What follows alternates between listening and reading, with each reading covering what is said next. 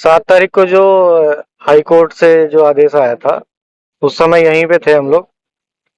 तो मैंने सोचा जब सुप्रीम कोर्ट से राहत मिली है तो यहीं पर सभी कार्यकर्ताओं को बुलाकर उनको यहाँ बताया जाए कि ऐसी ऐसी घटना हुई थी और अब सुप्रीम कोर्ट से स्टे हो गया उस पर।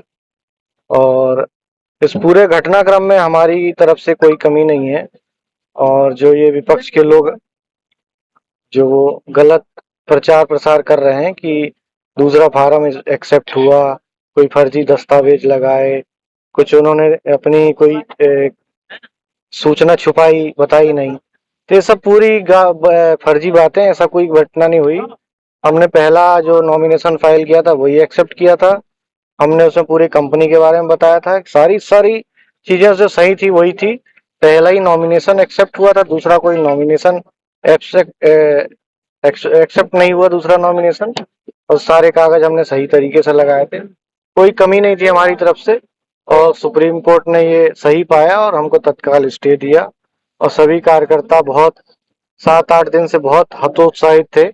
तो उन सबको यहाँ आज सब लोग यहाँ एकत्रित हुए और सबको बताया, पूरी बातें बताई कि ऐसी ऐसी घटना हुई थी। और अब सब लोगों ने पूरे जोश खरोश के साथ 2023 में होने वाले चुनाव की पूरी तैयारी के लिए आज भूगोल फूक गया है यहाँ से।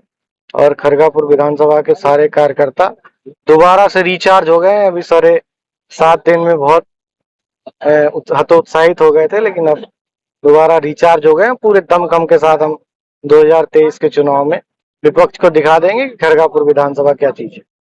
विपक्ष के द्वारा गलत संदेश भी दिया गया लोगों के बीच में कि नामांकन के दौरान गलत जानकारी भरी गई, गलत जानकारी छिपाई गई। ऐसा था क्या कुछ? विपक्ष ने पूरी गलत अफवाहें फैलाई, उनका काम ही है गलत अफवाह फैला के लोगों को भ्रमित करना। हमने तो पहला नॉमिनेशन फाइल किया था और पहला नॉमिनेशन ही एक्सेप्ट हुआ है।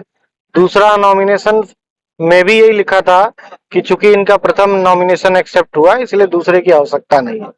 और कोई भी चीज छुपाई नहीं है और सारी चीजें सही जानकारी भर के दी थी हमने। और मतलब हमारी तरफ से कोई कमी नहीं थी नॉमिनेशन फाइल करने के बीच में।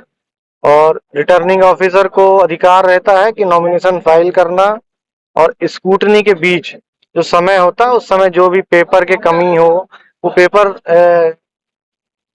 पेपर लेके और पेपर जमा करके फॉर्म की पूर्ति की जाती है।